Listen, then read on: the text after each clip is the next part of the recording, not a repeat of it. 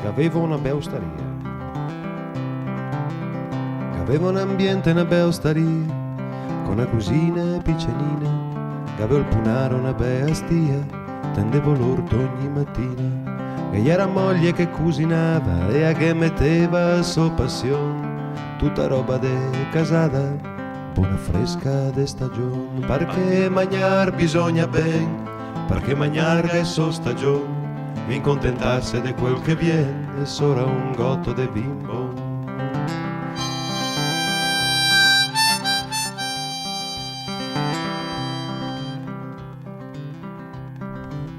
Finché un bel dì le arriva un fioretto, e il gamagname si salta addosso, e il megadito bravo gli a te de 20 gambaro rosso, così attaccare arriva il corriere, de magnatori de gente fina, mega toccato orsi e cameriere, buttar giù il muro, slargare a cucina, perché mangiar bisogna ben, perché mangiar se una missione, e andar su a guida de amislen, e una caneva de bimbo.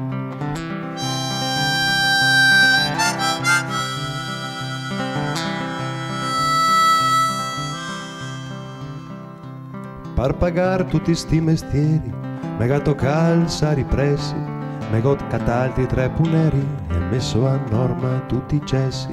Adesso l'orto me fa 3 campi e tutto il divo avanti in dri. Ogni mezz'ora me vieni sgranfi, de notte svegno straco sfinio. Perché mangiar bisogna ben, perché mangiar se ne reio, se te gassona stea mislen, a te si ne cica un pantalone.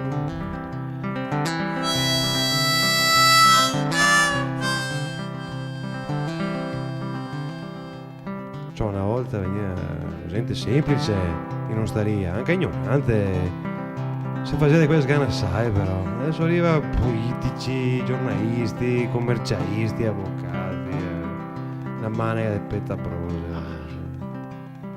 Ma appena posso mi scampo io e vado a mangiare un boccone da Gina, che ha un ambiente, una bella osteria, con una cosina piccenina.